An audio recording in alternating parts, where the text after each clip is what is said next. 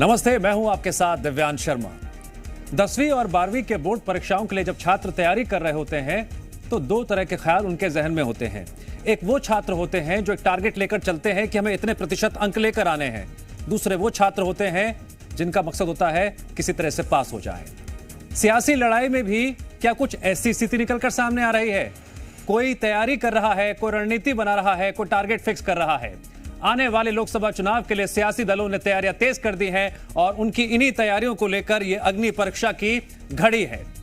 इस बीच बीजेपी बाकी दलों से क्या 2 कदम आगे निकल चुकी है। पार्टी ने चुनाव के लिए लोकसभा उम्मीदवारों के नामों पर मंथन जो शुरू कर दिया है। गुरुवार को बीजेपी आला कमान के बीच बैठकों का दौर चलता रहा। अलग अलग राज्यों से आए नेताओं के साथ बातचीत की गई और एक एक सीट पर चर्चा हुई। और अब माना जा रहा है कभी भी प्रत्याशियों की पहली लिस्ट सामने आ सकती है। वहीं दूसरी ओर कल राहुल गांधी की भारत जोड़ो न्याय यात्रा मध्य प्रदेश में प्रवेश करने जा रही है, यानी कि एमपी की सियासी पारा हाई होने वाला है। आखिर किसकी रणनीति 24 के लिए सटीक बैठेगी? अग्नि परीक्षा में आज बात इसी मुद्दे पर।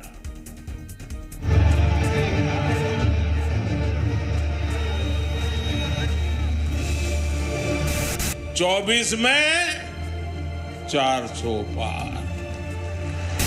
जो 29 सीटें की 29 सीटों पर हम विजय श्री का वर्ण करने वाले हैं। जहां जहां यात्रा जाएगी सारी सीटों के ऊपर कांग्रेस पार्टी जीतने वाली है।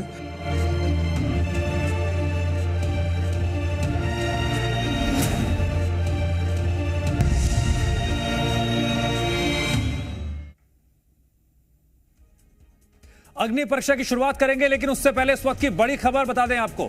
गुना बीजेपी सांसद ने जनता का आभार जताया है। पोस्ट कर गुना की जनता का आभार जताया है। 2019 के बाद सुर्खियों में आए थे केपी यादव। केपी यादव ने सिंधिया को चुनाव में हराया था। गुना से सिंधिया को टिकट मिलने की अटकलें तेज हो गई हैं और जिस तरह से मौजूदा सांसद ने जनता का आभार जताया है, इसमें क्या संदेश छिपा है, ये सवाल जनता के बीच चर्चाओं का विषय बना हुआ है। 2019 वो साल जब बहुत बड़ा उलटफेर हुआ था और गुना की जनता ने केपी यादव पर भरोसा जताया था। केपी यादव ने 2019 में सिंधिया को हराया था और अब उन्होंने एक पोस्ट की है और केपी यादव ने पोस्ट कर गुना की जनता का आभार जताया है। जिस तरह से जिन शब्दों में आभार जताया है, आखिरकार उन शब्दों के जरिए वो क्या संकेत दे रहे हैं? जी मीडिया संवाददाता प्रमोद जुड़ गए हमारे साथ इस खबर पर और अधिक जानकारी के लिए। प्रमोद, केपी यादव ने जो पोस्ट किया है, जनता का आभार जताया है, क्या संकेत मिल रहे हैं? देखिए, आभार तो हमेशा मानना चाहिए, लेकिन ऐसे वक्त पर वो आभार गुनाह की जनता का जता रहे हैं। ऐसा लगता है जैसे उनके साथ गुनाह हो गया हो और ऐसे मौके पर ये कि शायद केपी यादव अपने आप को जो लोकसभा चुनाव की यानी गुना जो सीट है वहां से टिकट की दौड़ में अपने आप को बाहर मान चुके हैं। और जिस तरीके से कल दिल्ली में ज्योतिरादित्य फिर से गुना लोकसभा सीट से चुनाव लड़ने को लेकर जो कयासबाजी और सूत्रों के हवाले से जो खबर निकल कर सामने आई कि ये फेसबुक। ठीक है, 2014 में जब कांग्रेस ने 2 सीटें जीती थीं तो उसमें गुना और एक छिंदवाड़ा थी। गुना में उस वक्त ज्योतिरादित्य सिंधिया ने जीत हासिल की थी, लेकिन 2019 में केपी यादव ने सिंधिया को हरा दिया था। अब सिंधिया बीजेपी के खेमे में हैं, केंद्रीय मंत्री भी हैं और गुना से उनको टिकट मिलने की अटकलें लगातार तेज होती जा रही हैं। अटकलें तो ये भी लगाई जा रही हैं जब पहली लिस्ट सामने आएगी उसमें सिंधिया का नाम भी शामिल हो सकता है।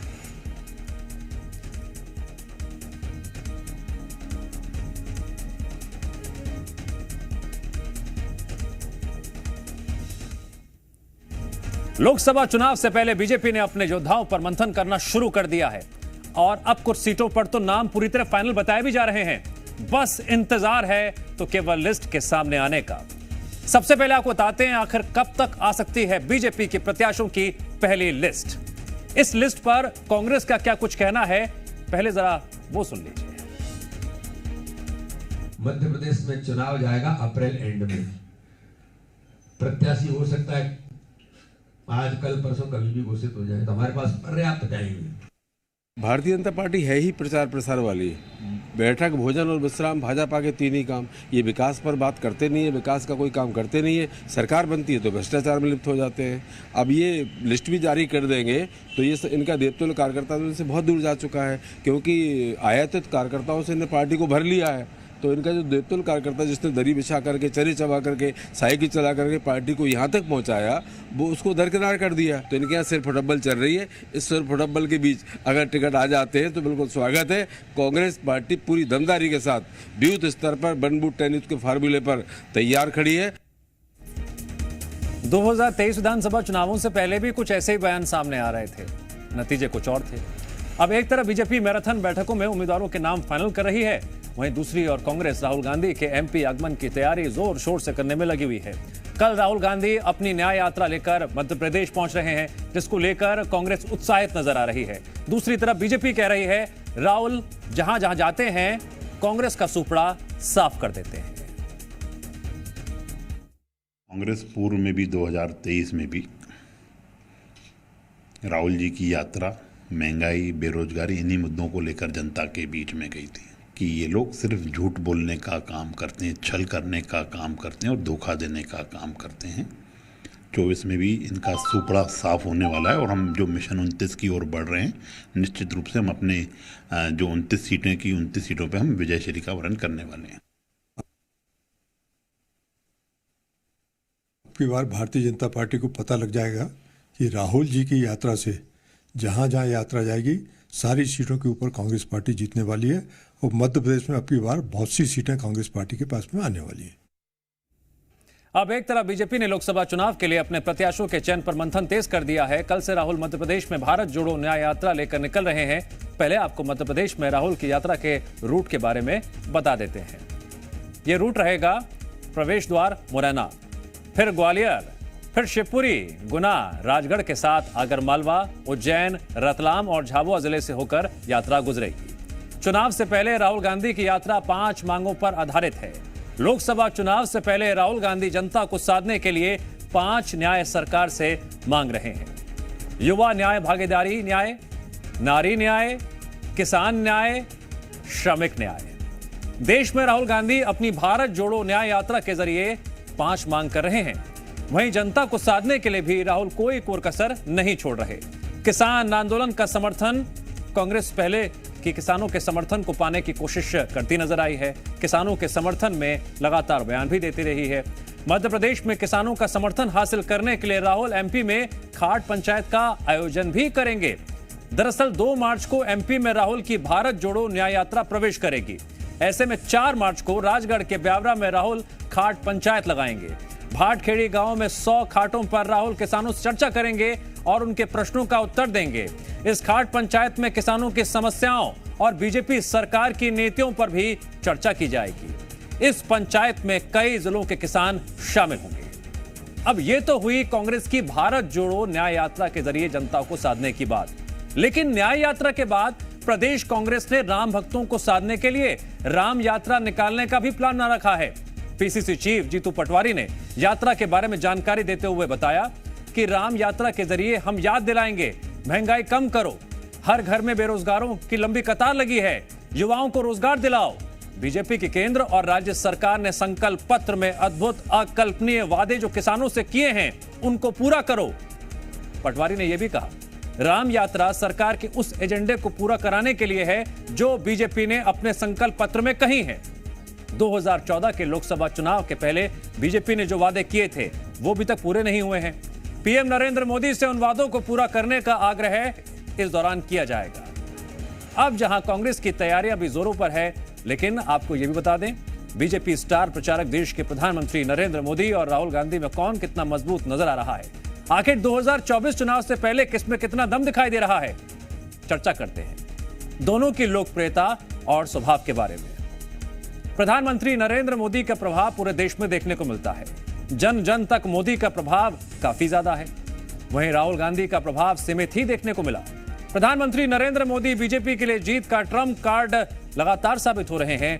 राहुल गांधी की इमेज अभी तक सिर्फ कांग्रेस पार्टी के राष्ट्रीय नेता के तौर पर ही सीमित रही है। जब जब प्रधानमंत्री का देश का नाम कोई भी संबोधन होता है, पूरी जनता पीएम को सुनने के लिए उत्साहित रहती है। राहुल गांधी भारत जोड़ो यात्रा न्याय यात्रा निकालकर जनता से अपना रिश्ता मजबूत करने की कोशिश कर रहे हैं। सत्ता में अनुभव की अगर बात करें तो नरेंद्र मोदी 3 बार गुजरात के सीएम चुने गए हैं। 2014 से लगातार 2 बार प्रधानमंत्री रह चुके हैं। तीसरे टर्म की बात कर रहे हैं, कह रहे हैं कि जनता नारा दे रही है इस बार 400 पार।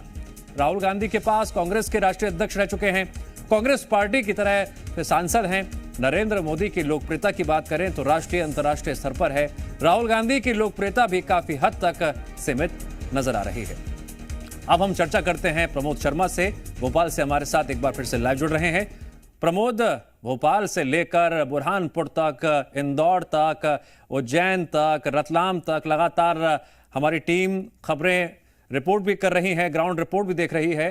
क्या तैयारियां दिखाई दे रही हैं? कौन ज्यादा उत्साह में दिखाई दे रहा है, कांग्रेस या फिर बीजेपी, जो मौजूदा स्तर पर रणनीति बनाई जा रही है?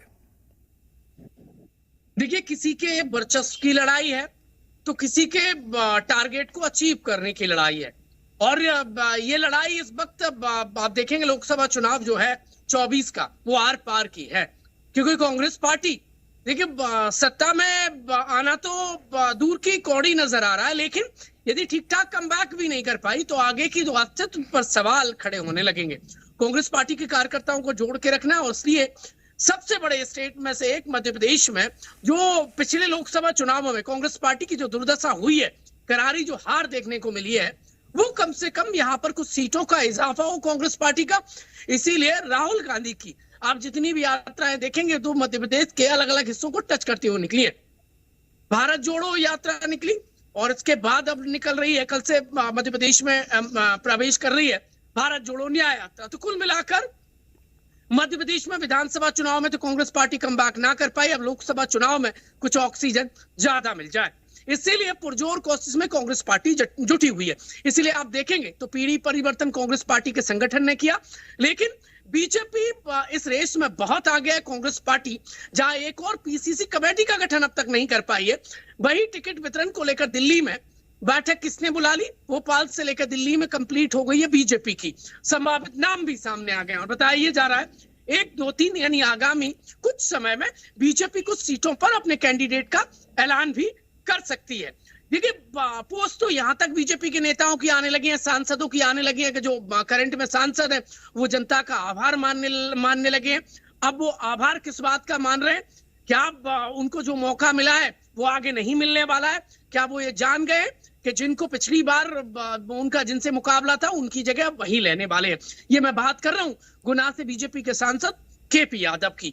उनकी इस पोस्ट के मायने ये है कि शायद वो अपने आप को टिकट की दौड़ से बाहर मान चुके हैं और समय दोहराता है। शायद हो सकता है केपी यादव का सियासी जो देखिए भविष्य है वो इस वक्त संकट में है। इसीलिए ऐसे मौके पर जब टिकट की बात होना चाहिए थी, जब चुनाव की बात होना चाहिए थी, तब आभार की बात करते कौन नजर आ रहे हैं?